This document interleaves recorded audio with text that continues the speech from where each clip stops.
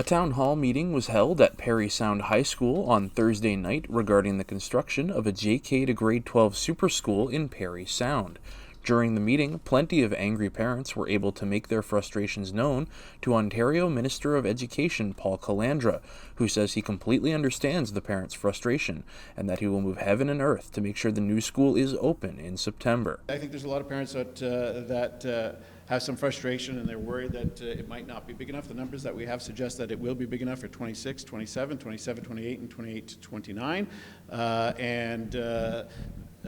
the same time, I know that there is some frustration with some parents who have their kids at McDougall, but that decision has been made. Look, a decision has been made. I am closing McDougall. We are closing Nobel. We are transferring the McDougall property to the French board, as was agreed to by the previous board of trustees. We're going to do that, but we're never going to stop looking. If it's not just here in near north. If schools need to be expanded because enrollment somehow increases, then we step in and we make that happen. There are other opportunities to increase the size of schools in and around this area, and we'll do that if we have to. But as of right now, and over the next 3 years, that is not going to be the case here at the Parry Sound High School. There's some real big challenges. I said at the meeting tonight, one of the things that we discovered is that the exterior brickwork was done incorrectly, so that will all have to come down.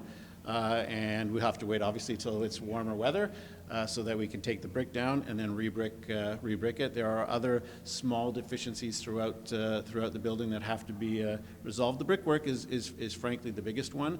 Also, we have to ensure that we're working with the town, with Parry Sound, to look at the parking because under the old the plans as they were before, there was going to have to be a significant amount of blasting, which would have delayed the opening of the school, frankly. Under the new configuration, we're able to secure enough parking so that the community needs and the school needs can be met without having to blast, and it allows us to tear down the school and get kids back here in September. So the issues that we have, we can resolve by September. We're going to move heaven and earth to ensure that we get that done. One of the parents in attendance at the meeting is Amy Black, one of the leaders of the Facebook group Parents for Parry Sound, who was encouraged by the minister coming out to address everybody in the meeting, but still holds her reservations. Not shocked.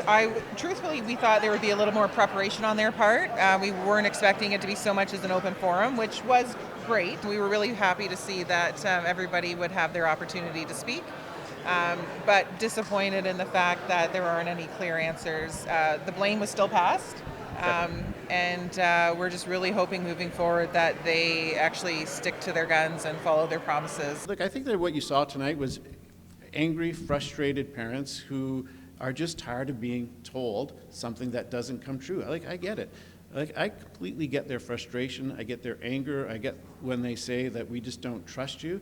But as Director McDonough said, judge us by what we accomplish and not by what we're saying tonight. I'm completely ready to be held accountable for what I deliver for the people of this community. They've just had a really, really tough time, especially here in Parry Sound. But it's not just Parry Sound, right? Right across the Near North School Board, you have a community that thinks Parry Sound, that thinks that North Bay doesn't care about it, right? That this is over 30 years. You still have a board that has yet to come together, and I think that's a failure of leadership. I think that's a failure of trustees. I think it's a failure of the previous Director of Education. It is why we're stepping in, not only here, but across the province of Ontario, and saying that, you know what, we have to do a better job as a province of making sure that education is equal and consistent across the province of Ontario, and that's what we're going to do.